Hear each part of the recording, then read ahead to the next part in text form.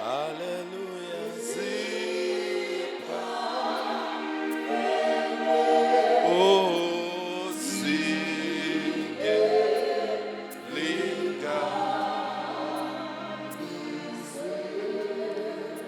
Yonke imicabango yakho yonke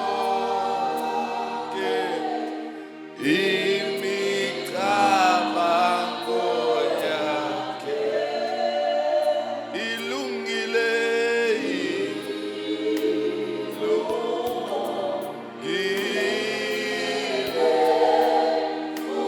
iphakeme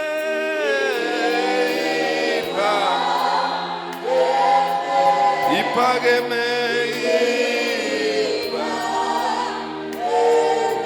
ingelinganiswe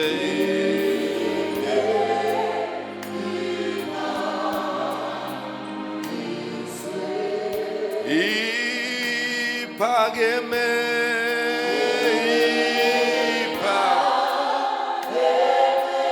iphakeme ingelinganiswe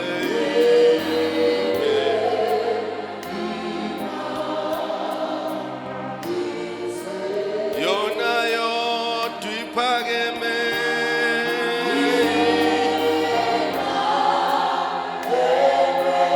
iphakeme ingelinganiswe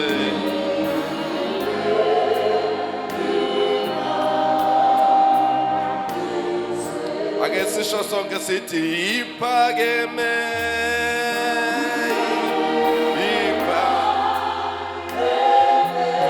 iphakeme ingelinganiswe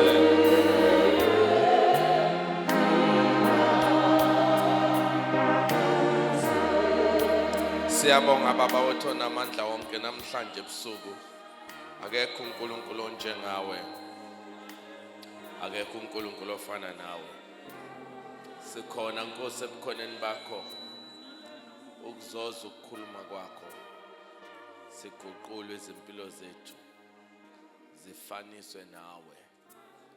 We honor you, O God. Siyabonga baba ukuthi ugcobo lwakho ligcwele yonke le ndawo namhlanje ebusuku ukuzokhulula nokusindisa ukuzovula iminyango evaliwe ukuzofohla nalapha kuthiwa indlela ayikho khona. Sinikeza udumo lonke Nkosi ngegama lika Jesu. Amen. Ake sishaye izandla kakhulu. Sahlala phansi. Amen.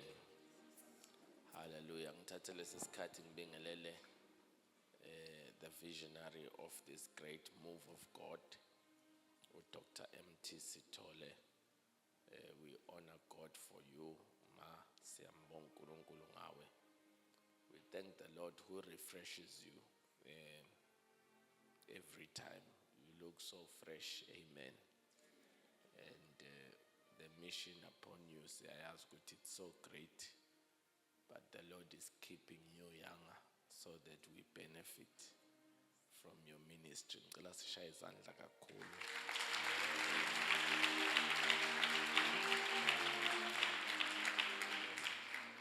Bingelele bonke onyawo nhle befundisi abakhona no mama befundisi, all the prophets and the prophetess.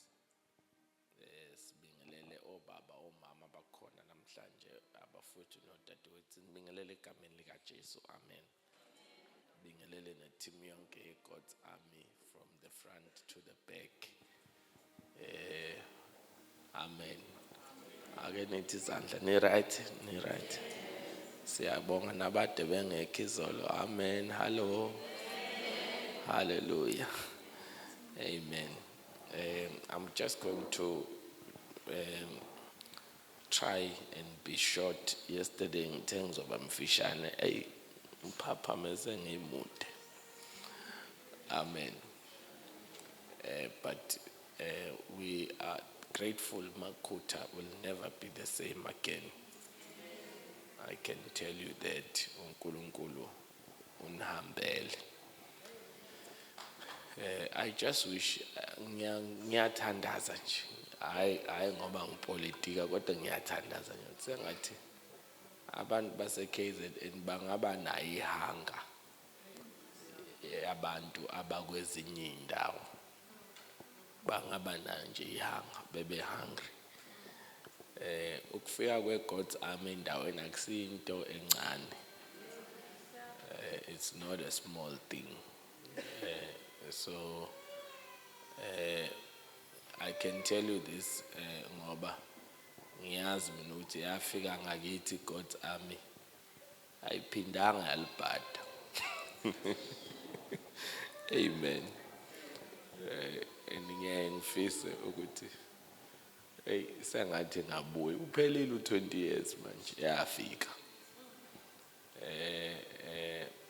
And uyawufisa ukuthi abanye abantu sengathi bangayithola le visitation.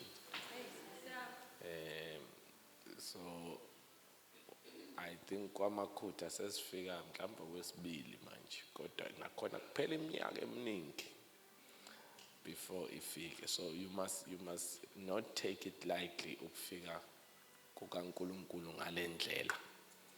Ngiyanifisela nje sengathi ngaba naleyo hanga yokuthi iziphele lemvuselelo nilokho nifikile. Because as fun in the body of Christ, I'm sorry to take long, but I just feel an urge to express this with us funny. Some of us are good in laying foundations. Some of us are good in digging out trenches. Some are good in putting up brick wall. Bebeke kahle abanye bayafulela, abanye bayaplastela, abanye bayapenda, abanye bayashubha ugesi, abanye benza amapipe amanzi. So we are gifted differently. And so ungafiki nanokuthi nje ngize kwi-favorite speaker sam, because you're gonna miss God trying to find your favorite. You must just come nje. uNkulunkulu uzosebenza and build you up, because maybe your breakthrough is coming with Bishop Twala. Your breakthrough is coming with Babu Mvinjelwa. So you must not miss any day. Amen. With that said, ngicela uyishayele izandla ukuthi uzoba khona.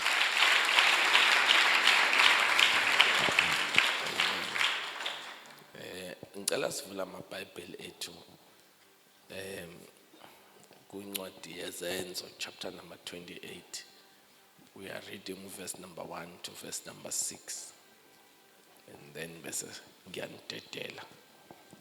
Ningikhuze nje ningibekele u30 minutes mangiweqa ngiqale ningikhuze. Hallelujah. 35 ibhanzela 40. Nebhano elisuke selifikile eGoli ngo 40 minutes. Now when they had escaped, they then found out that the island is called Malta. Ngibingelela nomkami njalo Nkosi yami. Hallelujah. Kuyashisa la sikisikhathi sokulokhu show la vidavi. And the natives showed us unusual kindness, for they kindled a fire and made us all welcome because of the rain that was falling and because of the cold. But when Paul had gathered a bundle of sticks and laid them on the fire, a viper came out because of the heat and fastened on his hand. So when the natives saw the creature hanging from his hand, they said to one another, "No doubt this man is a murderer, whom though he has escaped the sea, yet justice does not allow him to live." But he shook off the snake into the fire and suffered no harm. However, they were expecting he will swell up or suddenly fall down dead. But after they had looked for a long while and saw no harm come to him, they changed their minds and said he was a god. Ophethe lesiZulu ngicela ngifundele mangenzeka unike nje leli thuba lokuthi ushine. Amen. 28 verse number 1 to verse 28 verse 1. Wathi sesisindile khona sezwa ukuthi isiqhingi sithiwa iMelitha. Abantu bakhona basiphatha ngobubele obungavamile ngokuba babebasa umlilo. Basamukela sonke ngenxa yemvula eyayisina nangenxa yamakhaza. Kepha uPawuli ecakashile iqa lezinsaba elibeka emlilweni, waphuma inyoka ngenxa yokushisa yanamathela esandleni sakhe. Abantu bakhona sebebona isilwane silenga esandleni sakhe, bakhuluma bodwa bathi, ngempela lo muntu ungumbulali othi noma esindile elwandle ukulunga akuvumi ukuba aphile. Kodwa yena wasinikinela isilwane emlilweni, akaze alimala. Amen. Father, we thank you for your word. We pray anointing in Jesus' mighty name. Amen. Namhlanje ngifuna ukukhuluma ngesihloko esithi I will survive. I will survive. Someone say I will survive. Amen. It's very important that we take you through this scripture, the book of Acts chapter number 28. It's a very powerful incwadi enamandla because incwadi eqale because of the working of the Holy Spirit. Ulook mayibhala lencwadi, he is talking about imsebenzi yamandla and amandla kamoya oyingcwele. Somebody say amen. And so uNkulunkulu has been working by the power of the Holy Spirit. And we find ukuthi chapter number 1 verse number 8 scripture speaks ukuthi uma amandla sefikile, uma umongo lesefikile phezu kwenyoka kwamngeliswa amandla. When the Holy Spirit comes upon you, you shall receive power. So we find the power of the Holy Spirit. Good chapter number 1. But good chapter number 3, we find the power of the name of Jesus. Because we find ukuthi this is where kunondoda ehleli ngase mnyango ebekwayo emnyango ekuthiwa muhle. And lithi kaNkulunkulu, he was being put there daily.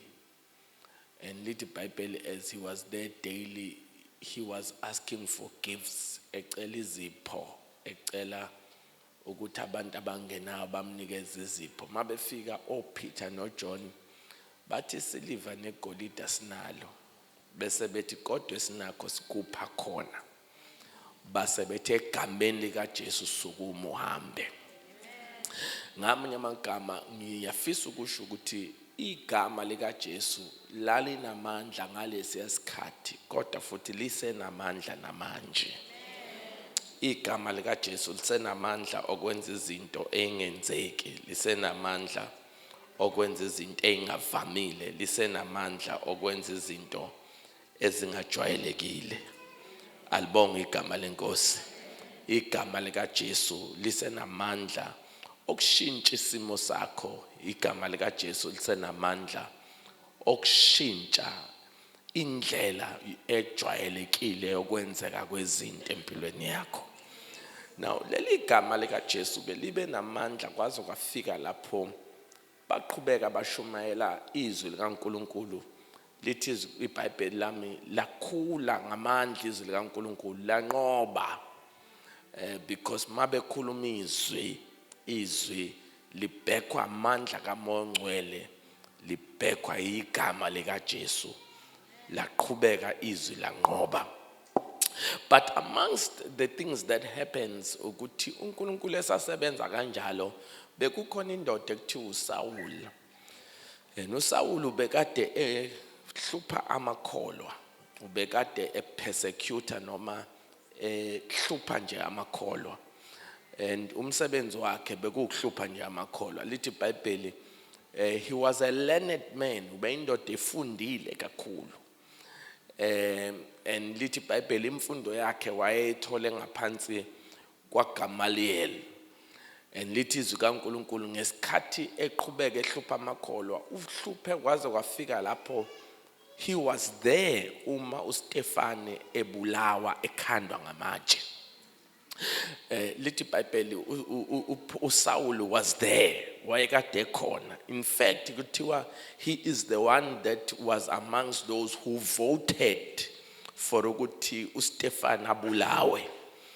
And we don't know what happens later on. Kodwa simuzwa esekhala ngeva elisenyameni yakhe acela ukuthi lisuswe. Lithi iBhayibheli uthi ngathandaza kwaze kwabakathathu ukuthi lisuswe lelive enyameni yami. And namanje asazi ukuthi what could it be, but some of them are saying ukuthi it could happen ukuthi iva noma into eyamhlupha ukuthi one of the greatest men that God was using, uStefane, who was just an elder but who was full of the Holy Spirit.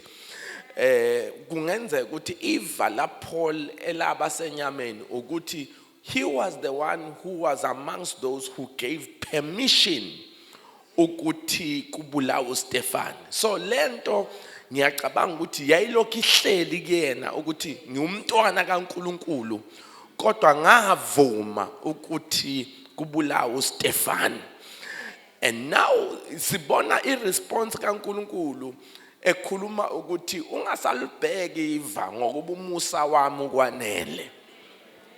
Now lithi iBhayibheli amongst the things that Paul abezenza noma Saul, because we find him changing his name to Paul. I don't know, but they say it's the same meaning. But I want you to understand this ukuthi uma ehamba ube kwi-mission yokuhlupha amakholwa. Ube kwi-mission yokuhlupha amakholwa. Ngamanye amagama yena ubeyitshela ukuthi u-religious kanti he is just working for the kingdom of darkness. Usebenzela umbuso obumnyama engekho aware ukuthi usebenzela umbuso obumnyama ukuthi apersecute nokulimaza amakholwa. But I want you to understand ukuthi ngesikhathi enza njalo ubengazi ukuthi amakholwa akusiwa wawo kodwa amakholwa akaJesu. I want you to understand that ukuthi noma yini ekuhluphayo ufuneke ufike lapho uyitshela khona ukuthi noma ungangihlupha angisiyo wami kodwa mina ngingokaJesu. Angano amen ukhona ukuthi funeke usathanazi ukuthi noma abe kuthiwa ngidlula lapha angisiyo wami kodwa mina ngingokaJesu. Lize lathi iBhayibheli inhlamvu yeso lakhe. Ngamanye amagama kufuneka nje usathane azenzele kube sengathi uzenzela kuwe awunamnikazi. You belong to Jesus Christ. You are of Jesus Christ. And uma ungokaJesu, uJesu akakwazi ukuthula mawudlule ezintweni ezikuhluphayo. uJesu akakwazi ukuthula mawudlule ezintweni ezikuhlaselayo. Ingakho ebonakala uPaul eqhubeka uSaul ebheke eDamaseko eyohlupha nakhona. Lithi iBhayibheli endleleni ebheke eDamaseko wahlangana washawa unyazi. Bese lithi iBhayibheli bonke abantu ababehamba nayo babona le lightning, babona lo mbane owakhanya kodwa abalizwanga iphimbo elakhuluma lathi Saul Saul ungihluphelani na. Kwathi ngithi uJesu akathumelanga mhla kuhlushwa ibandla, wayizela yena wazoqondana ngqo nalo ohlupha ibandla. Ngizothi namhlanje nakule mvuselelo uJesu akezukuthumela ey'ntweni ezihlupha wena, kodwa uze la ukuzoqondana ngqo mathupha nezinto ezihlupha wena. Angisekhona bathanda. I have come to declare to somebody ukuthi noma yini adikuhlupha nangu uJesu ezobhekana naye. Noma ngabe kuthiwa uhlushwa amaphupha amabi, noma ngabe kuthiwa uhlushwa amadimoni ayakuthomenta, namhlanje sizothi ukhona uJesu ofike ngqo ukuzobhekana nezinto ezihlupha wena. Nisekhona bathana, uyifikele yena ukuzobhekana nezinto ezihlupha wena. Noma ngabe kuthi uhlushwa ikwenetu usuzucabanga ukuyibulala ungasayibulali, nangu uJesu ethi sengifikile ukuzobhekana nezinto ezibhekene nawe, sengifikile ukusolwa nezinto ezilwa nawe, sengifikile resista izinto eresista wena.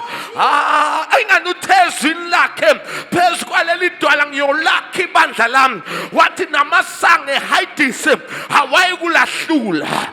Awudalelwe ukwahluleka wena, ngoba mkhulu ongakuwe kunalowo sezweni. Somebody shout hallelujah. Now let's mayikhuluma naye uPaul ukuthi ngihluphelani weSaul. Lithi iBhayibheli waphendula ngamazwi athi ubani wena Nkosi. Yabona akazi ukuthi ubani kodwa futhi uyazi. Akazi kodwa uyazi. Hallelujah. Lithi iBhayibheli wamstrike ngelightning, wavaleka amehlo, wayise lakhuluma izwi lathi kusukela namhlanje sengizokuthuma ukuthi uyokhuluma ivangeli lombuso kaNkulunkulu, and bonke abantu ade bekubalekela uzobashumayeza uba ushumayela izwi kaNkulunkulu basindiswe. And you will start here in Jerusalem and go to the Gentiles. Lithi iBhayibheli ngesikhathi emqeda ukusho njalo wahamba wayohlala endlini wamkelwa uAnanias. Lithi iBhayibheli uAnanias ngesikhathi esehleli nayo wayesiyamkhuthaza ngamazwi ukuthi noma kunje be of good cheer Paul, wathi qina umisibindi ngoba uzofakaza eJerusalem futhi uyofakaza nasey'ndaweni ezingaphandle. I have come to say ukuthi nalo obeyitshela ukuthi akayilutho namhlanje sizomnika izwi lokuthi uzophuma uyofakaza khona kwamakhutha, uzufakaze nasey'ndaweni eziseduzane nakude. Oh, tell me, God is about to take you places. God is about to take you places. Awunisekhona bathana. Lithi iBhayibheli ngesikhathi keqala ukushumayela uPaul washumayela egcwele amandla kaMongcwele, egcwele insindiso ngaphakathi kwakhe, washumayela ivangeli lombuso kaNkulunkulu, wakhuluma ngoJesu owafa wavuka. Ngoba akhona amakhosi abizwa ngamakhosi, bakhona noNkulunkulu ababizwa ngoNkulunkulu, kodwa umehluko ukuthi mabefa abakwazi ukuvuka. Kodwa uJesu esimkhonzayo wazalwa owesifazane owayekade eyintombi. Lithi iBhayibheli emva kwalokho wakhula, wabethelwa esiphambanweni, wafa. Uthe esefile wangcwatshwa, wathi esengcwatshiwe wavuka ngosuku lwesithathu. Awunisekhona bathana, ukuvuka kwakhe akavukanga yedwa kodwa wavuka kanye nathi. Ingakho lithi iBhayibheli uma navuswa kanye noKristu langazelelani izinto zaphezulu. Athi uPaul ngelinye ilanga yabona lenkosi evukile angisafuni nje ukumazi efa kodwa ngifuna ukumazi evukile. Uthi kuze ngimazi yena namandla okuvuka kwakhe. Uyabona bathandekayo into eyenza ukuthi singasavimbeki ukuthi ithuna likwazanga ukumvimba, and therefore uma uSathane engazama ukuvimba thina asakwazi ukuvimbeka ngoba sesibamba amandla ovuka. Uke wahlabelela umama wathi nakho ukuvuka kwenkosi awunisekhona bathandekayo. Yiyo lenkosi evukile eyenza ukuthi nathi sivuke.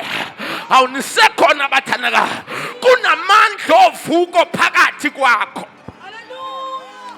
I came to declare to somebody ukuthi wena wedwa phakathi kwakho kunamandla ovuko. Ingakho izinto ezifile funeka uhambe uye kwakho namhlanje uyothi ngiphethe amandla phakathi kimi, amandla ovuko. There shall be resurrection. Izinto ezifileyo sovuka. Amathambo mileyo yahlangana. Amathambo ahlakazekile yahlangana. I have come to talk about the power of resurrection. I have come to declare ukuthi lamandla ovuko azovusa ifuture yakho. Lamandla ovuko azovusa umzimba wakho. Nogula uyaphila ngoba kunamandla ovuko. Nokade kuthiwa kayilutho izothi khona amandla avusa uJesu kwabafileyo asenamandla okuvusa nawe yakhe impilo. Somebody shout hallelujah.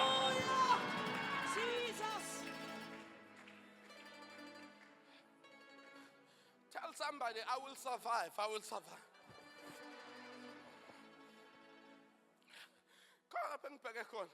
Now I want you to understand ukuthi uma uPaul eseqala ukushumayela uJesu ovukileyo, lithi iBhayibheli kwafika ku chapter number 22 lapho aboshwa khona eJerusalem. Ngesikhathi eboshwa lithi iBhayibheli wathi noma eseboshiwe kodwa wafakaza ngesibindi. Awubazalwane, asingavumi ukuba olamthuthu. Awunisekhona bathana. Ulamthuthu nje maka wawubopha inyawo awunazo izandla maka wawubopha inyawo. Ulamthuthu nje maka wawubopha inyawo uqedile ngoba ngisho usuqaqile uyitshela ukuthi usaboshiwe. Kodwa sidinga abantu abanjengoPaul abazothi beboshiwe kube sengathi bakhululekile. Bethi ngeke sivume nesystem yase South Africa isibophe. Usho njalo nje uJeremiah uthi akusavuma ngithule lento phakathi kimi ifana nomlilo ovalele emathanjeni ami. Awunisekhona bathandekayo. Lithi iBhayibheli wafakaza ngesibindi. Testified boldly. Eboshiwe njalo. Kwathi angithi mina ungavuma uSathane akubophe yonke into. Maye kubophi izandla kubophi inyawo angakubophi umlomo. Maye kuvala amehlo angakuvala umlomo. Yiba njengobHatimeyu uqashula amehlo engekho amehlo azabuye. Awunisekhona bathandekayo. Uqashula imali ingekho imali zibe khona ngoba uzothi inkosi ngiyabonga ukuthi uthe wena uJehova umalusi wami wathi angiyikweswela. Ungavumi uSathane akubophe ngaphandle aza kubophe ngaphakathi ngoba lithe iBhayibheli uma indodana yomuntu inikhulula niyoba abakhululekile impela. Somebody shout, I am free, I am free, I am free, I am free in the morning, I'm free in the day, I'm free in the afternoon, I am free. Angibophekile.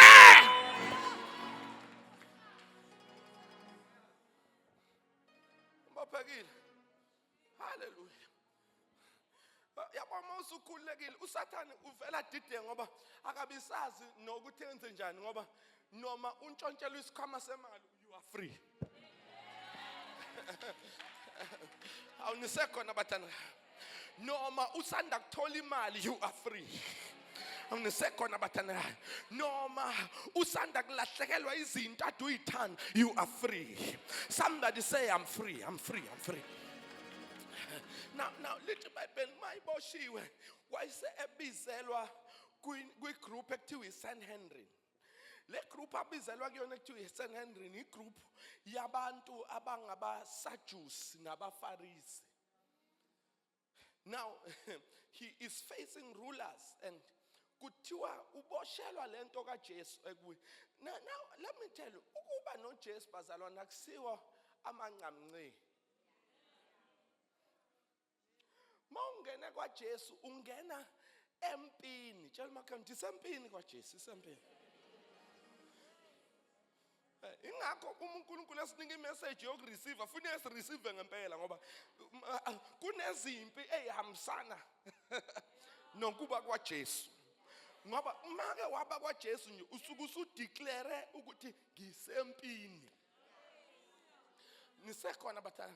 Makwakhuluma ngoJesu nje usuvocal ngokuthi ngisempini. Zonke inkolo ezikhona abantu bayakwazi ukumasajana bejabulelana kodwa make wathi Jesu nje ilapho ofacea khona ukuthi ungabulawa nokubulawa nje ngoba uSathane akanendaba nazo zonke izinto ezikhona umelele nje nomuntu othi Jesu. Awunisekhona bathana kahle. Lithi iBhayibheli uma eqala wabhekana nabaSaddusi kanye nabaFarisi. AbaFarisi nabaSaddusi kuthiwa bamhlalisa phansi kwathiwa yini lento okhuluma ngayo, and lithi iBhayibheli kwathiwa ufuna nje uqova uPaul, ufuna uqova ngenxa nje kaJesu. Uyabona mawamkela uJesu ngisho emndenini wakini uthola bethi nje hamba usuyibonela usuthathe lento uyihambele uyoyibonela. Kodwa ngizwe iBhayibheli lithi noma sebekulahla yena akasoza kushiya, yena akasoza kuyena. Mawufike kuyena umthanda noma abazali bakho bethi uyoyibonela noma abantu bethi ekhakini wena wenza izinto zethu zibe buthaka zingabi namandla, umthanda uJesu kunjalo. Hayi bazalwane, mawungena uJesu ngempela umthanda noma bekukhiyelile ubuye enkonzweni uhlale ngaphandle uthi wonke amalanga lo Jesu ngiyamthanda uthe duze naye. Awunisekhona bathanda. I am tired of weak Christians ngoba sesandelwa abazalwane ababuthaka nje abafuna ukuba ma-wibbly wobbly, kodwa sifuna abantu abazothi noma ngingaqoshwa manginoJesu I have it all. Awunisekhona bathanda. Kuba ukuthi uhleli naye uyazi ukuthi khona induduzo engiyitholayo ngokuthi uJesu ngakimi. How somebody shout hallelujah. Now lithi iBhayibheli abaFarisi babekhola. Okay, let me start with this. AbaSadducees babekholwa ukuthi akukho ukuvuka. So baqabaniswa uPaul babanga ukuthi ukhuluma ngokuvuka kaJesu, bona bathi akukho ukuvuka. Number 2, abaSaddusi bathi azikho ingelosi. Number 3, abaSaddusi bathi awukho umoya. Namanje siphila esikhathini lapha abantu bekhona beshumayela kodwa bethi awukho umoya. Abanye sebephika ngisho izilimi. Khuluma nami enkonzweni. Baphika ngisho izilimi bathi azikho izilimi. Abanye bafuna ngisho ukusiphatha, bafuna usicontrol ukuthi ikhulume nini. Khuluma nami phela.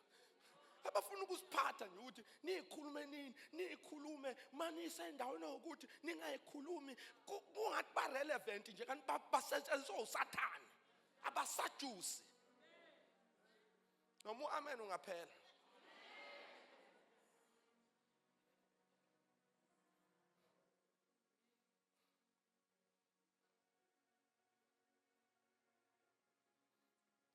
Now abaSaddusi bakholelwa ukuthi akho ngelosi, akho vuka kaJesu, akho moya. Abafarisi bayakholelwa bona ukuthi uJesu wavuka, bayakholelwa futhi ukuthi ukhona umoya. Now baphambana lapho. So bakhuluma noPaul, bamthethisa icala, bafuna ukumbulala njalo. Babefuna ukumbulala, lithi iBhayibheli wavele wathi ningangibulala kanjani ngoba nami ngomunye wenu, nami ngumFarisi. Kanti uyabaphambanisa amakhanda.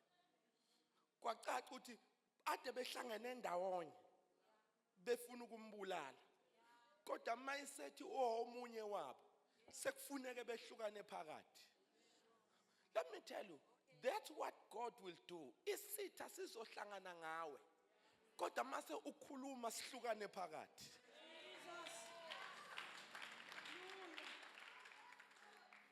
Lithi iBhayibheli uma bekhuluma lawo mazwi, lithi iBhayibheli kwavele bamthatha uPaul bamisa endaweni ekuthiwa iseCaesarea ukuthi ayoma abhekane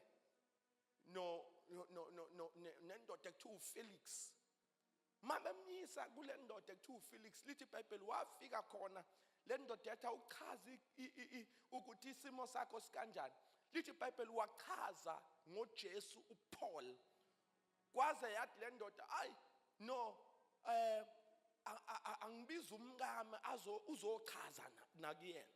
Kuthiwa le ndoda yamhlalisa for 2 years. Ilokho nje ithi mayibhorekile iye kuPaul iyothi ake sixoxe, ungixoxele ngale ndaba yakho kaJesu.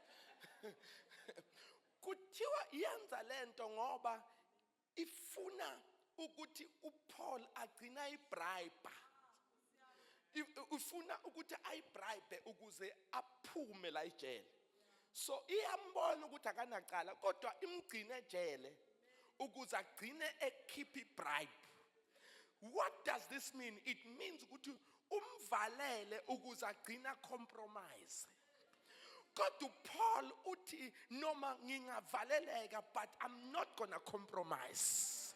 Wahlala kwaphela 2 years. Kuthiwa kwathi makuphela 2 years eboshiwe wayise khona lapha ngiyakhona wayise kungena enye inkosi. Igama lale nkosi eyangena kuthiwa uFestus. Mayingena le nkosi ingena isucceeda uFelix. So uFelix akasekho in the picture, kungena uFestus. Mayingena uFestus lithi iBhayibheli lami, and then what decide uFestus ukuthi lo Paul noma ngingamboni ukuthi uneyinkinga zokuthi funeka aboshwe la kodwa ngizomgcina ukuze ngijabulise amaJuda. So uyabona ukuthi uboshelwe ubala. Uboshelwe nje ukuthi khona abantu abajabulayo ngokuboshwa kwakhe. Angazi manje ngiyangizwa nini. Khona abantu abajabulayo nje ukuthi wena ufaneleke somewhere. Khona abantu abajabulayo ukuthi wena awunamoto. Khona abantu abajabulayo ukuthi wena ushadi. Kodwa kule mvuselela kuzojabhizitha. Kuzojabhizitha ngoba yonke lento ade bajabulisa bazojala. Ngizosho njalo ukuthi bazojala. Ngoba uNkulunkulu is taking you out of that. Somebody say, God is taking me out. Now uFestus lithi iBhayibheli wahlala waqhubeka wabopha uPaul ejabulisa amaJuda. That's chapter number 25. But lithi iBhayibheli wayenomngane ekuthiwa uAgrippa. Wayise mayisefika uAgrippa, lithi iBhayibheli wayise ethi uFestus kuAgrippa, nginendoda eboshiwe lapha ekuthiwa uPaul. Mhlambe awungizise indaba yayo ngoba sithema sifuna ukuyijaja. Ngiyinike nethuba lokuthi ngiyibuyisele eJerusalem. Yathi yona ngifuna ukubuyela eJerusalem, ngifuna ukuya phambi kwaSiza eRome. Lapho ngifuna ukuya khona. Kodwa before ke siyidlulisele phambili, awukuze uzobona ukuthi thini. Mayifika uAgrippa uthi uAgrippa, hey ndoda, I would like to hear you for myself. Lithi iBhayibheli wathi mayelithola ithuba uPaul wakhuluma indaba yokuthi uJesu lo engiboshelwe yona ngangisendleleni ebheke eDamaseko ngahlangana nonyazi. Ngithe mangisashaya unyazi nezwa iphimbo abantu engangihamba nabo bakubona ukukhanya kodwa balizwanga iphimbo lathi iphimbo kimi Saul Saul ungihluphelani na ngathi mangisuka lapho ngathathwa ngayisa endlini kaAnanias mangifika amazwi amehla amavuleka athe asevulekile kwathiwa ngizohamba ngishumayele ivangeli uyabona ngesikhathi exoxa indaba akuphuma indaba kuphuma amandla kwathi ngithi wena you are so unique makwakhuluma akuphumi indaba kuwe kuphuma amandla lithe iBhayibheli amandla okufa nokuphila asolimini lwakho uyabona ke makwaba kuKristu kuphuma amandla namhlanje sizokhipha inkemba ngolimi lwethu lithi iBhayibheli uAgrippa wazothi awume kancane usufuna ukuphendula nami ngoba akuphumi nje amazwi kuphuma amandla lithi iBhayibheli wayesethi uAgrippa le ndoda bekufuneka siyikhulule kodwa yona eyinqumele ukuthi icala layo ifuna liyothethwa phambi kwaSiza eRome so ngeke samkhulula akasale sehamba indlela ebheke eRome ilapho ke esifunda khona namhlanje endleleni ebheke eRome lithi iBhayibheli wathi mayithathwa wadluliselwa eRome on the way to Rome bangena emkhumbini lithi iBhayibheli wangena kanye neziboshwa eziwu276 bayahamba bonke baboshiwe neziboshwa eziseceleni zakwakhe zibona ziboshiwe zitshela ukuthi zifana noPaul kanti azazi ukuthi noma ngathi siboshiwe sonke kodwa sifani noma South Africa sonke kodwa sifani noma sikwamakhutha sonke kodwa sifani khona bahamba bodwa kodwa khona bahamba nezingelosi khona bahamba bodwa kodwa khona the uNkulunkulu ngibasungezile ngasemuva nangaphambili ngibekile isandla sami phezu kwabo khona bayitshela ukuthi ngoba sonke sisebenza endaweni eyodwa siyafana uyobona mhla kube kumeko ngoba siyodlula thina kodwa ubona abanye bengadluli bethi wenzeka kanjani besuthi ngiphunyukile ogibeni lomquphi nogibe lwaphuliwe mina ngaphunyuka somebody shout hallelujah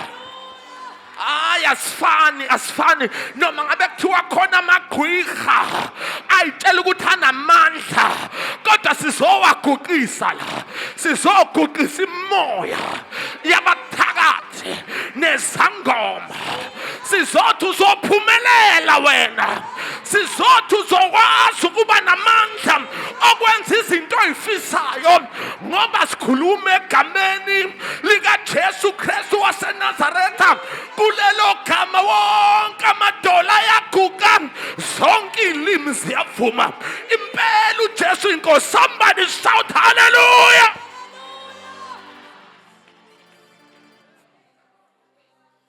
ngiyamuzwa nalawo nento around eswini izophuma namhlanje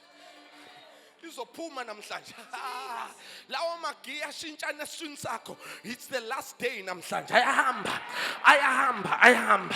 awunisekhona bathana lithi noma ehamba neziboshwa ezo276 kodwa wa understand ukuthi siboshiwe madoda kodwa nina niboshwe ngaphandle nangaphakathi kodwa mina ngiboshwe ngaphandle kodwa ngaphakathi ngikhululekile awunisekhona bathana lithi iBhayibheli bathi bahamba kwaze kwaphela 14 days behamba bengadlile ngenxa ukuthi la endleleni umkhumbi kunomoya ophikisana nabo uphikisana nalapha baya khona ngoba mawungakayindawo ayikho into ephikisana nawo kodwa make wa decide ukuthi khona lapha engiya khona kune opposition ubona namhla uvuka ugqoka inight kuze kushaya u12 emini akekho umuntu okubuzayo kodwa make wavuka wayogeza nabagezayo ngo6 abaye emsebenzini bazi kahle ukuthi awusebenzi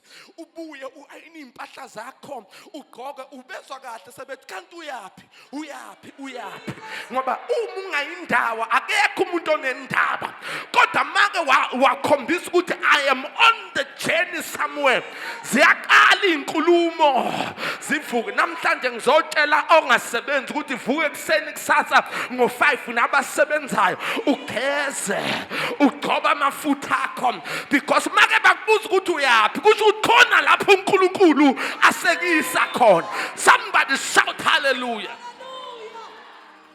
Jesus. Lithi iBhayibheli wavele wavuka uPaul sebehlele for 14 days bengadli abadli nje bakuyi-hunger strike. Hunger strike hayi ngoba bengadli ngoba befastile bastrikeile ngoba ungadli ungathandazi istrike.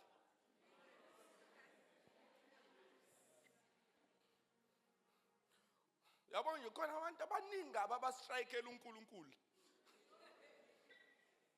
bakubiza ngefasting kodwa abafundisi abathandazi bastrikeile.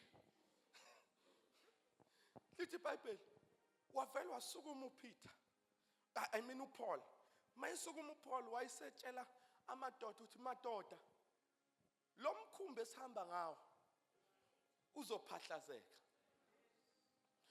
kodwa noma uphahlazeka akekho zofa.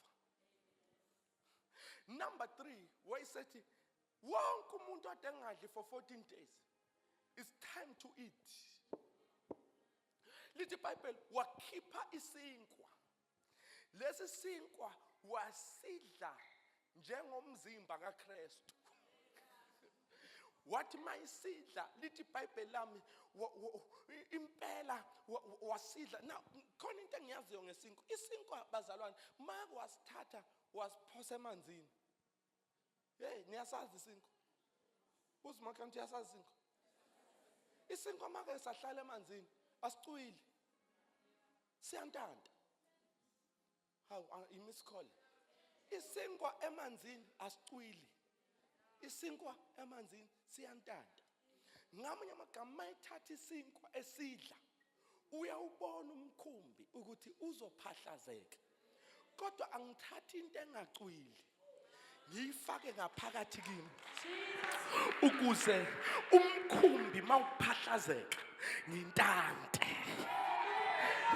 Namhlanje ngizothi nangu uJesu eyisinkwa esifuna ukungena phakathi enhlizweni yakho ukuze nezinto ezizokucwilisa ungacwili uvela untanta. Utshela makhani sizontanta manje we are gonna float sizofloata nalapha bayitshela khona ukuthi yilapho bekufanele ucwile khona la.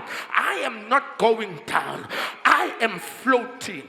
Angisekhona bathana ngoba khona into phakathi kimi ethi lapho kunama problems khona angikwazi ukuphelela kuma problems funeke ngifike lapha engiyakhona. Namhlanje I understand why the devil was fighting me on my way here. Mangiza la ngiqhunyelwa ikhaya ngoba uSathane ufuna ngingafiki la. Kwasho ukuthi sengimdala kulento sengiyayazi lento angisadabukisi mayenze and ukuqhuma kwethayi lemoto yami akukhospele iBM ayinaspele nje idale kanjalo akukho ukuthi liyaqhuma uyalishintsha. It's either uthenga elisha noma nibone ukuthi wenzeni. Ngavele ngaphuma emotweni ngathi makusekhona uUber ngizovela ngibiza uUber ngawubiza ngangena ngayishiya khona lapha ngazi ukuthi isele nobani kodwa khona ingelosi eziyigadile ngoba ngeke ngivume ukuphelela endleleni. Ngizothi namhlanje ungavumi ukuphelela endleleni mayithi uSathane kuyehliwa la sekuyaphela ubomntu uSathane angikhokhelanga ukuzophela la khona lapha engiyakhona. Oh, somebody shout hallelujah. Ngoba ngilana nje I'm on a floating mode. The devil wanted me to sink le ngase-Jacobs, but ngathi Satan unamanga. I'm gonna float until I get to where I am going. Number 2, uthi Paul make nadlala esinkwa umkhumbi, yes, uzophahlazeka, kodwa akekho noyedwa phakathi kwenu ozofa. I have come to tell you, kungenzeka ukuthi uhamba ngomzimba osodiagnoswe ngezifo eziningi, umkhumbi lowo phahlazekile, but God has sent me to tell you, you are not dying. Akekho noyedwa at the sound of my voice ozofa. You shall not die, but you shall live. Yoze kufe lento ebeze ubulala wena.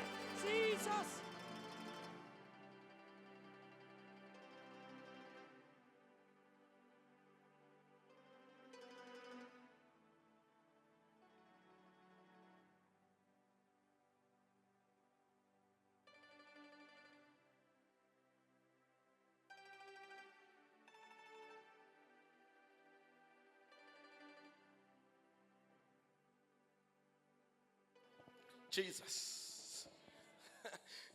Angithi ngizosho ukuthi lento ezobulala wena iyona ezofa. Le ezobulala le cancer ethi izobulala wena. Yazi bazalwane, enye into esibulalayo akusiyo icancer. Sibulawa ukuzwa abantu ababulawa icancer.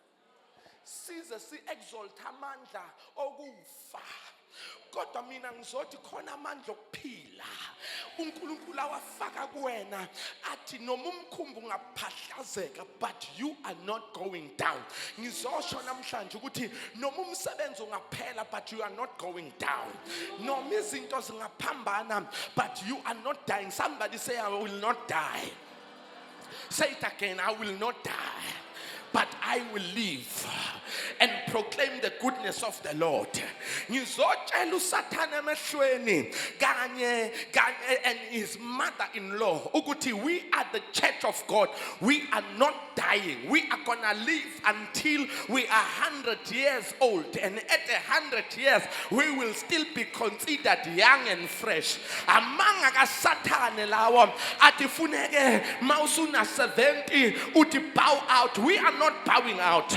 We are renewing our strength in God. Angithe iBhayibheli insizwa ziyakhathala nabasha bayawa nokuwa, kodwa bamethemba uJehova kukhona amandla amasha okukhuphuka njengezinkosi bengakhathali, begijime bengaphela amandla. Lwenze njani ukhozi uma seluza ukuthi ludala, luhamba luyoyishaya etsheni, likhipha isikhumba esidala kungena isikhumba esisha. Ngizothi namhlanje khona isikhumba esisha uNkulunkulu azongibhathisa zona. Kukhona isibindi esisha uNkulunkulu azosifaka enhlizweni yakho. Kunenhliziyo entsha uNkulunkulu azoyifaka kuwena. Kunegazi elisha uNkulunkulu azolifaka. Tell 3 people, I'm not dying. I'm not dying. I'm not dying. Akho funeral. Ngizoti all the funerals uSathana dawabeke ku 2025. Ngiziphethe notice that all of them have been cancelled. Yes. They've been cancelled. In my family, no funeral. With my relatives, no funeral. I declare in the name of Jesus, ukuthi nalaba engiboshwe nabo abangazi lutho ngizobatshela ukuthi ngoba khona mina la akekho fayo.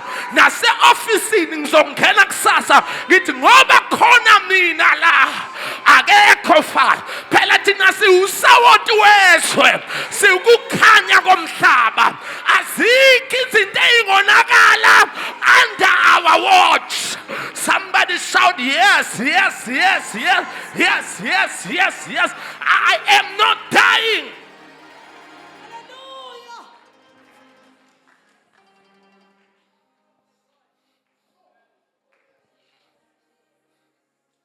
Not dying. I'm not dying. Now the Bible, after on the journey, waphahlazeka umkhumbi. Mawuphahlazeka, lithi iBhayibheli bathatha amaplanga bahamba ngawo bafika endaweni ekuthiwa iMalitha. igama elithi Malita lisho ukuthi a place of honey. Place of honey, indawo yoju. Yabona ke makuwafika endaweni onoju ubokwazi ukuthi akumnandi ozobuthola. Yabaza abantu masebethi ziwuju. Uju nje lusho ubumnandi. Kodwa makuwafika endaweni enoju ubokwazi ukuthi khona nezinyosi. Khona nezinyosi. Kodwa into ehlekisayo ngenyosi ukuthi inesting, inova. Kodwa inyosi can only sting once. Oh, aningizwa. Inyosi, the bee can only sting once. Make yatinyela kanye. Wa survivor. Noma isingabuyi ithi alisekho udosi.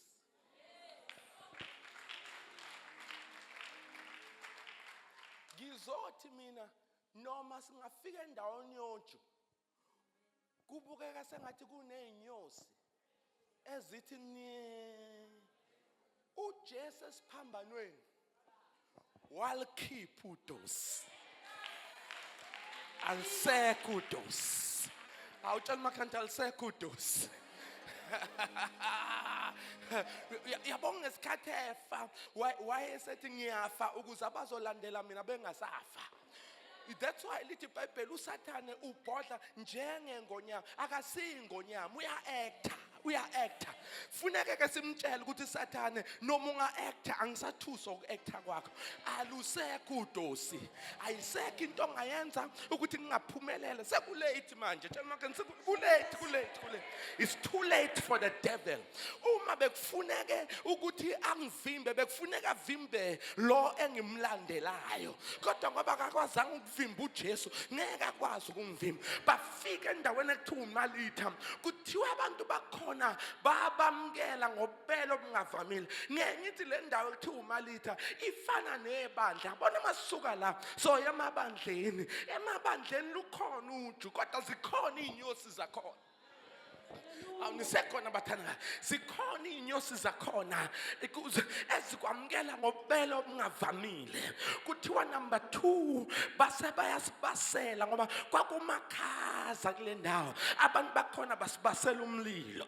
Let me tell you ukuthi ngesikhathi bebabasela umlilo le ndawo ibuka ngazuthi ibandla ngoba bafika nabanye bekuhage abanye bekulanda bethi ngizokulanda singena ngo10 ngizofika ngikupick up abanye bathi hawu lo mntwana usanda kusiza ke bayakubasela abanye bathi ake singene ku3 days fasting. Kodwa uyingozi umuntu lokhu wafika uyabaselwa akakwazi yena ukuyibasela ngoba labantu abakubaselayo ngelilanga mhla bangakubasela uyosala ugodola. Ingakho Paul uthi ngiyabonga kakhulu ukuthi ningamkele ngobelo obungavamile nangibasela nomlilo kodwa ngicela ukuphuma nami ngiyocakashe zami inkuni. Yes. Wena njalo nje ufika sakwamkela namanje ufuna samkelane nawe. Awukushintshe nawe samkele nawe abafikayo. Awunisekhona bathana. Ulokuthi mina abasangithandi cha ingoba bafune uthandwe mawufika kodwa ukhule nawe ufunde ukuthanda abafikayo. Ngeke kwahlalwa kuthandwa wena nje. Khona nabanye kufuneka sibamkele ngobubelo obungavamile. Wayicakashela inkuni zakhe mayicakashele zakhe inkuni lithi iBhayibheli wabuya wayibasela. Awunisekhona bathanda. When there is no prayer and fasting for the whole church you need to schedule your whole fasting. Angazi makezwakala funa kuyishedulele yakho ifasting. Uma isidlulile kaJanuary thatha noma usuku olodwa ngesonto uthi baba nginqumile ukuthi ngiyayibasela. I'm setting the fire. This is not a blue Monday. This is a fire Monday. Namhlanje sizoyibasela owethu umlilo. Awunisekhona bathandaka. Uma kungekho ngi-encourageayo ngizoyibasela wami umlilo. ngiyi-encourage. Uma kungekho ngincomaya ngizoma phambi kwesibuko ngithi I am wonderfully and fearfully made. Uma kungekho tushayile ngizohamba ngithi Christ in me, the hope of glory. Akekho umuntu okufuneka ngidimotivate ngokuthi akashongo lutho eduze kwami. Uma uhluleka ukungincoma ngizoyincoma mina. Mawuhluleka ukungithanda ngizoyithanda mina. Mawuhluleka ukungivakashela ngizoyivakashela mina. Mawuhluleka ukungithandazela ngizoyithandazela mina. Mawungakwazi ukunginikelela ngizoyinikelela mina. Yini indaba? Ingoba ngiyazi ukuthi khona isikhathi sokubaselwa kodwa khona isikhathi sokuyibasela. Now let me close like this. Ngifuna ukuvala nje. Lithi uthe esayibaselo owakhe umlilo kwavele kwaphuma inyoka. Ubethatha izinkuni kanti kunenyoka ezinkunini. Ngoba khona inyoka ezifana nezinkuni.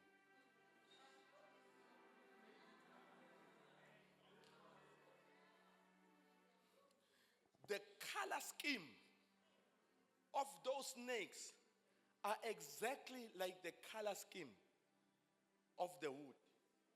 And we are not gathering snakes. We are gathering wood. But unfortunately, in the process, khona nenyoka. Thanini amen.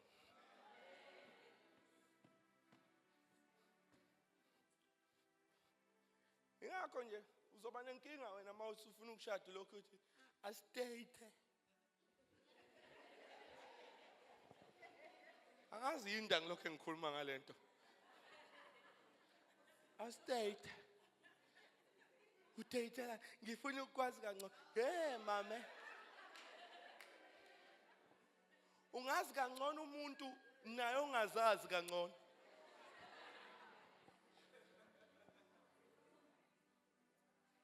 Akekho umuntu ozazi kangcono noma ungazenza ngcono uzazi kangcono. Mawuzazi kangcono phela ngitshela ukuthi uzoba ugqokeni ngomsomluko olandela.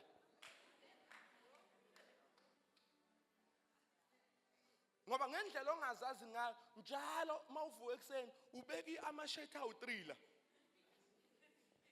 Uzuwagqoka ukuthi hayi leli namhlanje ngoba uzazi na uyayicinga. Bese uhlangana nomuntu osayicinga uthi wena ufuna ukumazi kangcono eyicinga naye. Thani amen.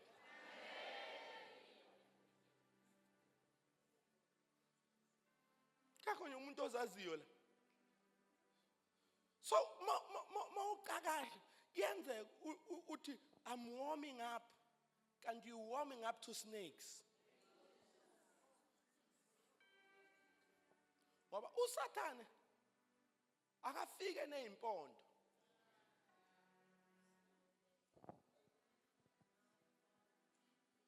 Kwesinye isikhathi uSathane uyaswenka nje. Futhi uSathane uyakwazi ukuyiphatha kahle kuma date. Azathi umfundisi, I now pronounce you husband and wife. Bona shintsha ubuso.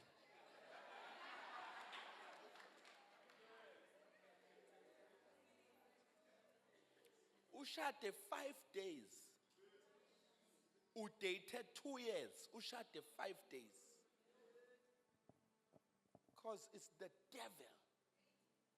The devil comes to steal, kill and destroy. Uza ngokweba nokubulala nokubhubhisa.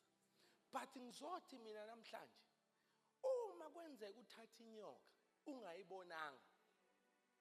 Into ezohlukanisa phakathi kwenyoka kanye nezinkuni umlilo.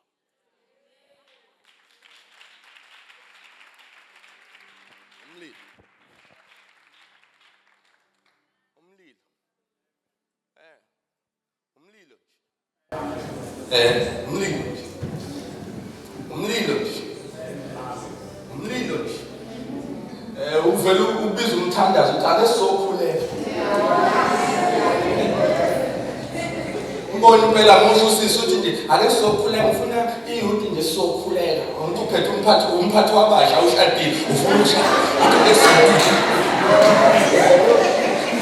ike mkhuleko uthi kusakhuleka umbone lo muntu aduthi unkosikazi umbone ethula enyipha uhambe ekhaya kwese siyakhuleka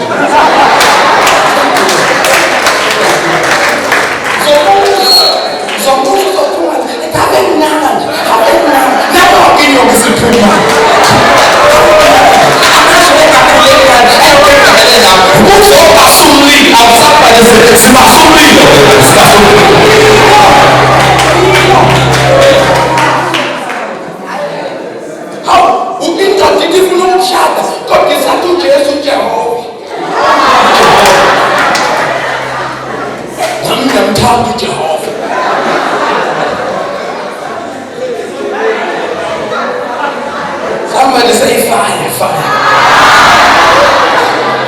Now we're going to fire, fire. I'm so sister.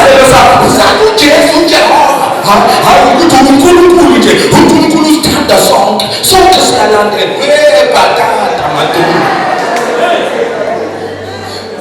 the fire exposes the snakes. I pray with you.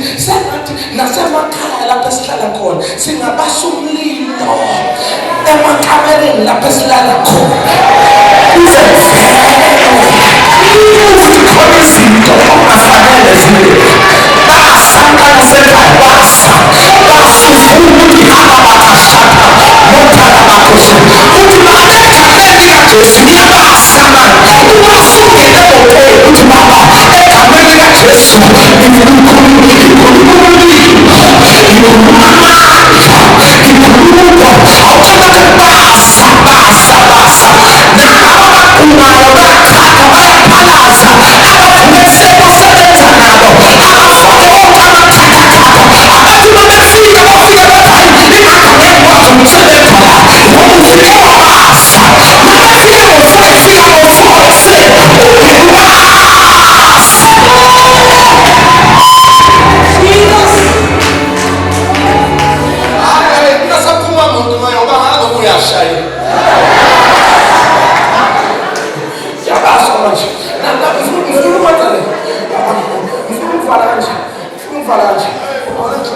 Now, you need to understand. Ukuthi lithi iBhayibheli mayenikina inyoka yamluma.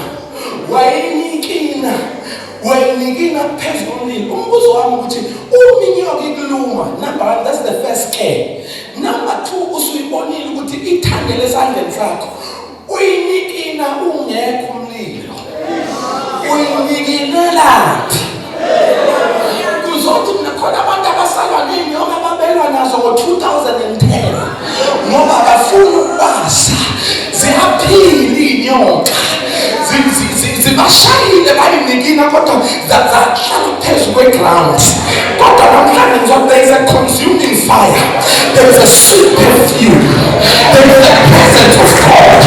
Sonke izingane zisihlupha siyiphosele emlilweni zizoshaza awuphela saziselelweni sizoshisa izinto zihlupha. Shake it off.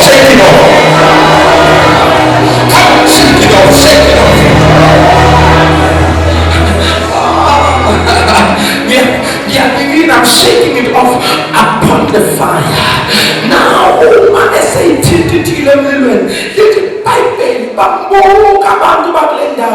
but Paul surely he is a murderer.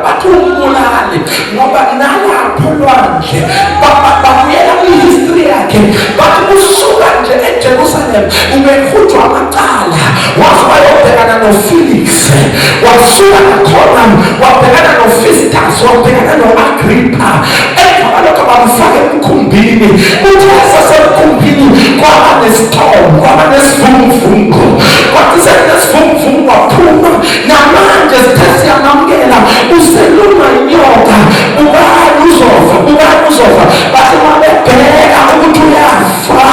I've come to tell you ukuthi izinto ezidekile ukuthi uyafa ziyamangala bayisabona ukuthi uyafile. bayashintsha bathi surely he is a God. Ngesikhathi betshela ukuthi kuzofa abafana base bashintsha bathi surely he is a God. I want you to talk to 3 people njengoba sengidile. Tell them I survived. Oh, tell them I survived. I survived. Tell them I survived. Usathane eletha abantu ukuthi bangibulale ababasaba ukungibulala. I survived. Bangizela babane nabo bafika bangakwazi ukungibulala. I survived.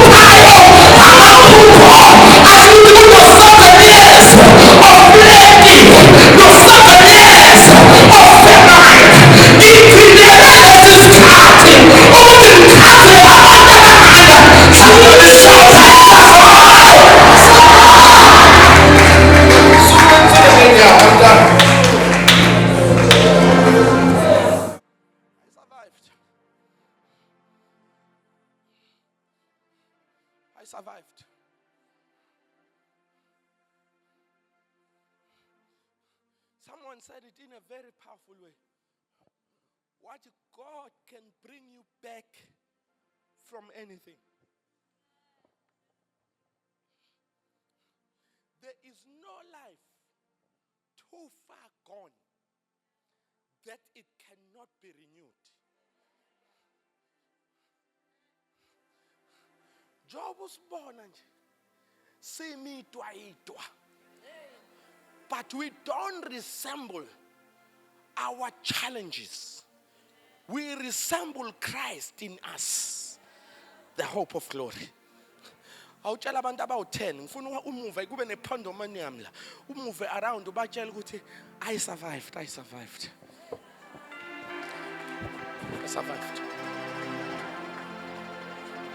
Uma bengakuboleka impilo yami ubuzoshawa i-heart attack. But akusiwa amandla ami. Akusibo ubukhondla bami.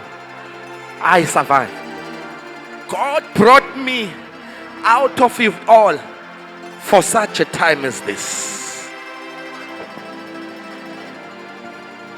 God brought me out of it all for such angizwa. Tell umakhanda I survived. I survived. I made it. I made it. I made it. I made it.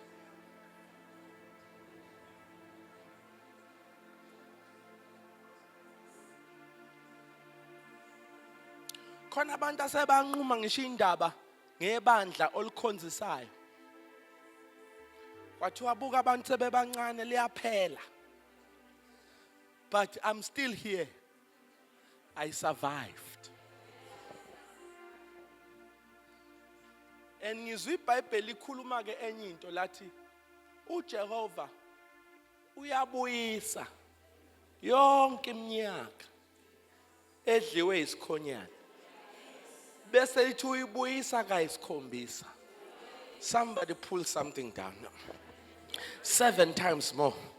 Uyabona uSathane usazokhokhela nokuthi ezinye izingane zayihanjiswa ngeemoto esikoleni mina ngihamba ngeenyawo. Gonna pay. It's gonna pay. Ana manje angizwa. Ngithi mina usazokhokhela nokuthi ezinye izingane zayihamba iphethe ama lunch box. Mina ngihambe ngingaphethe esikhafutini nginyuse baba ngiyaphela ngihambe ngingaphethe esikhafutini ngihambe ngicela izingane ukudla ngicela ungilumisa ngizothi kule mvuselelo uzokhokha 7 times more.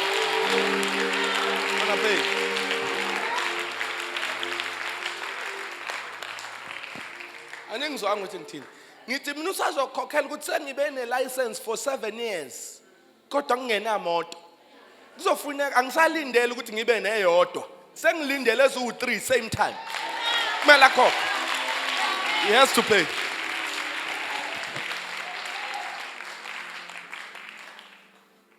He's gonna pay. Uzokhokhela nalo yamfana wangikhohliswa ngikholwa.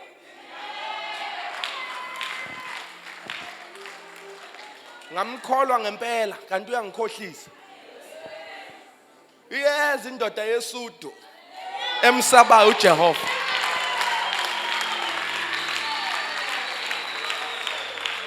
It's gonna pay. Gonna pay. It's gonna pay. I'm not gonna call people to the front, but I want us to lift up our hands because I want for whatever you survived to get a payment. Hey, aningizwanga. Nginomuntu lapha kwami ongisizayo. Engisiza njalo egcekeni keeping my place tidy. One Saturday ngiyanokhelwa ekseni. Mabe nginokela ngithi kwenze njani? Kiapuma. He works during the week, Monday to Friday. Banginokela on Saturday. Kuthiwa usibanibani ushayiswe imoto. Mangifika kwisini, ngifika ngithi how bad is it? Uphuma igazi ngeindlebe. He's unconscious. And they told me ukuthi it's bad. Took him to hospital. Ama-ambulance ngalandela.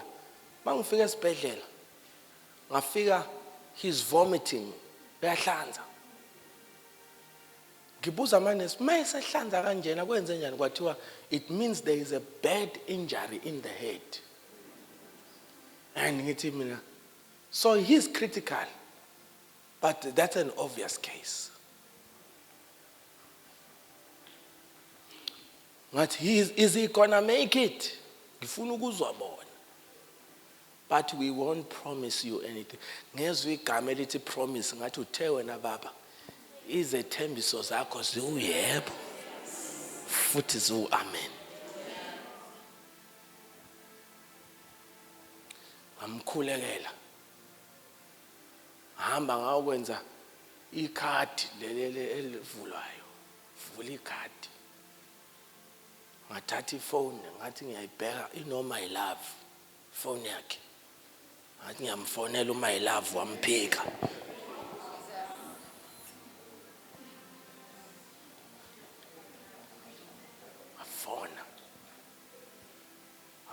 Ngafona. Aza ngathola omunye umfundisi le kude osefonini. Wangitshela I know this man.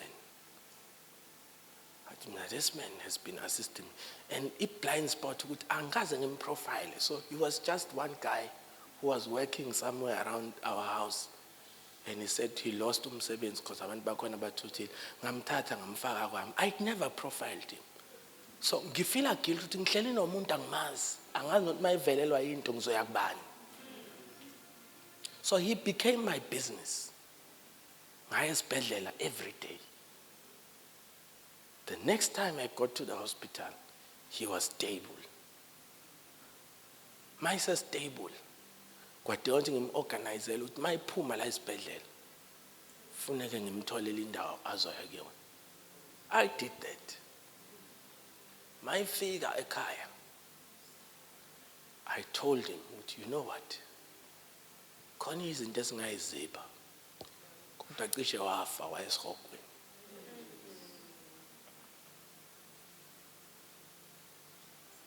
Ngicela wamukela uJesu njengenkosi nomsindisi because you survived. Emva kwesurvival sesidlule kuyonke lo process.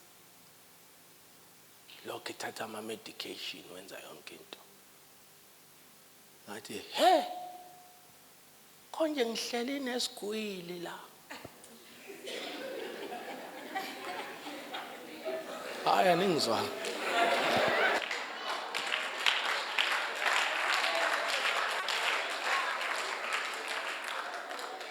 Hey ndoda. Uyazi ukuthi ureach. Wathena usho ukuthini ngathi ngoba ushayiswe imoto asiphuthume asibuyele esibhedlela siyofuna wonke amakhadi. Khona umuntu ekuthi uRaf.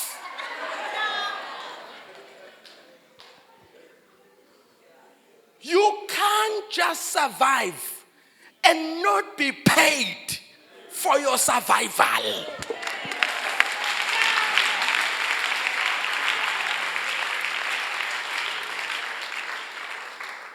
Namhlanje ke wena ungayiphosa emotweni siya kuRafu wasezulwini.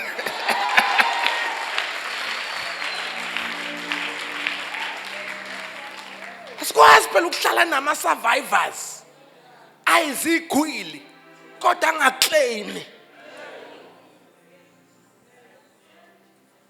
Has to pay back. Close your eyes. Father, we thank you. In the name of Jesus Christ. Siyabonga baba ukuthi there is restoration and restitution. Siyabonga baba ukuthi there is compensation. Siyabonga baba ukuthi people are being paid back for whatever they went through. It's payback time today. All your tears, all your sorrows, God will take the pen away. God will take the pain away. In Jesus' name. In Jesus' name. God will take the pain away. God will take the pain away. In Jesus' name. In Jesus' name.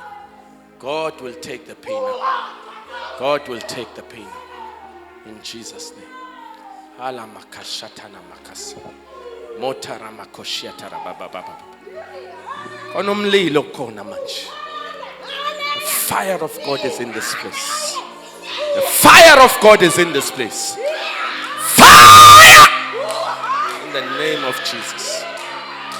Otana makashatana. The fire of God is in this place. The fire of God is in this place. Motana makashatana makas. Motana makashat. Utana makashat.